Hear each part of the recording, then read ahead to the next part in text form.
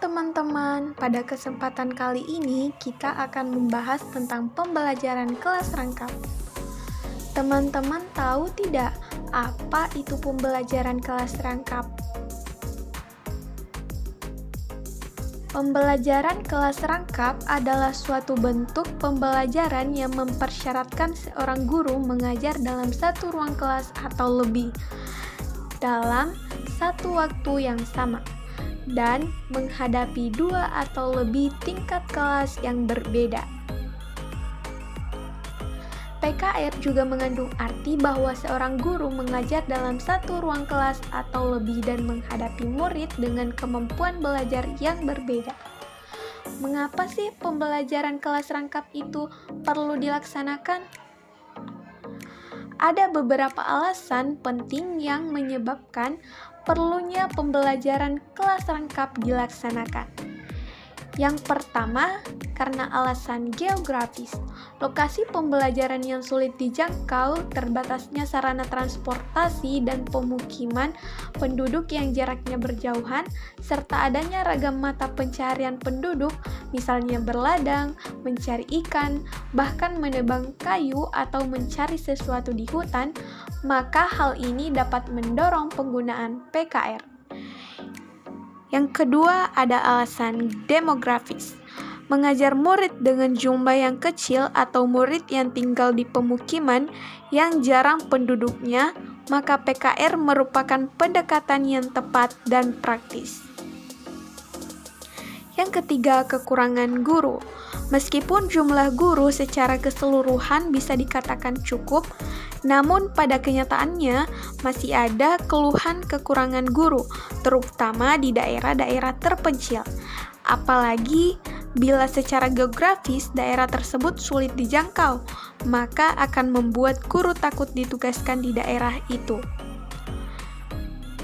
Yang keempat, keterbatasan ruang kelas. Di daerah yang jumlah muridnya sangat sedikit, tidak memerlukan ruang kelas lebih banyak. Tetapi, di daerah lain meskipun sudah mempunyai ruang kelas sesuai dengan jumlah tingkatan kelas, masih belum cukup karena jumlah rombongan belajar lebih besar. Yang kelima, kehadiran guru. Ketidakhadiran guru bukan saja dialami oleh sekolah di daerah terpencil. Di kota besar pun juga mengalaminya, seperti di Jakarta. Musibah banjir dapat menghambat ketidakhadiran guru untuk melaksanakan tugasnya. Guru yang tidak kena musibah harus mengajar kelas yang tidak ada gurunya. Belum lagi alasan lain, misalnya sakit, cuti, atau ada kegiatan yang berkaitan meningkatkan profesional dan kualifikasi guru. Selanjutnya, tujuan, fungsi, dan manfaat PKR. Nah, tujuan, fungsi, dan manfaat PKR dapat kita kaji dari berbagai aspek. Yang pertama, quantity dan equity. Dengan mengoptimalkan sumber daya yang ada, PKR memungkinkan kita untuk memenuhi asas quantity atau jumlah dan equity atau pemerataan. Dengan jumlah guru yang kita miliki saat ini, kita dapat memberikan pelayanan pendidikan dan pengajaran yang lebih luas dan mencakup jumlah murid yang lebih besar jumlahnya. Di samping itu, kita mampu memberikan layanan yang lebih merata. Yang kedua, ekonomis.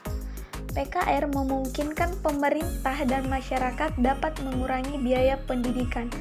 Betapa tidak, dengan seorang guru atau beberapa guru saja proses pembelajaran dapat berlangsung. Demikian juga dengan satu atau beberapa ruang kelas, proses pembelajaran tetap dapat berlangsung. Jadi, secara ekonomis, biaya pendidikan yang ditanggung oleh pemerintah dan masyarakat akan lebih kecil.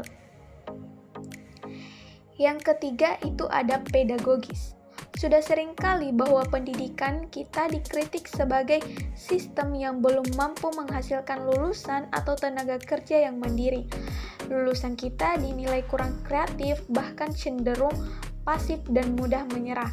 Pengalaman sejumlah negara yang mempraktikkan pembelajaran kelas rangkap menunjukkan bahwa strategi ini mampu meningkatkan kemandirian murid.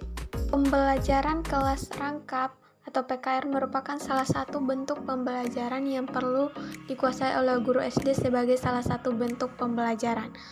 PKR mengikuti prinsip-prinsip pembelajaran secara umum, seperti bentuk-bentuk pembelajaran yang lain.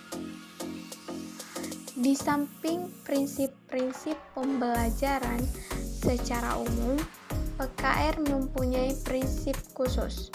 Di antaranya yang pertama, keserempakan kegiatan belajar, kadar waktu keaktifan akademik tinggi, kontrak psikologis guru dan murid yang berkelanjutan, dan pemanfaatan sumber secara efisien. Sekian penjelasan dari saya ucapkan terima kasih. Wassalamualaikum warahmatullahi wabarakatuh.